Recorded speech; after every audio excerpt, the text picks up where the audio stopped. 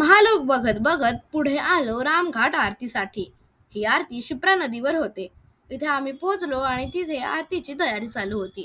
तिथे ते पाण्याने पायऱ्या स्वच्छ करत होते. मग तिथे बाजूला पण काही मंदिरं आहेत. मग आरती चालू केली.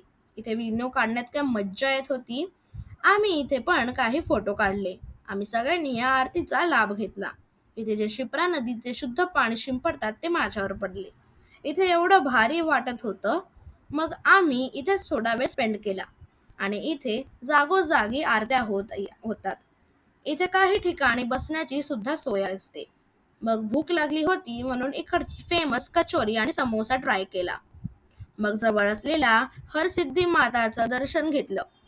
इथे जागोजागी दीपस्तंभ होते आणि खूप उजेड होता. इथे शंकराची पिंड सुद्धा होती. इथे आम्ही खूप सारे फोटो काढले आणि अजून एक दीपस्तंभ बघितला. तिथे आत दर्शन घेतले पण एवढी गर्दी होती कॅमेरा काढायला जागाच नव्हती. आज इथे खूप क्राऊड होता आणि बाहेर सुद्धा काही फोटो काढले आणि सरळ निघालो बडा गणेश मंदिरला. ही मूर्ती खूप भव्य होती. मग गेलो महालोक कॉरिडोरला. नेक्स्ट व्हिडिओ बघायला विसरू नका आणि हा व्हिडिओ आवडला असेल तर लाईक शेअर सबस्क्राईब नक्की करा.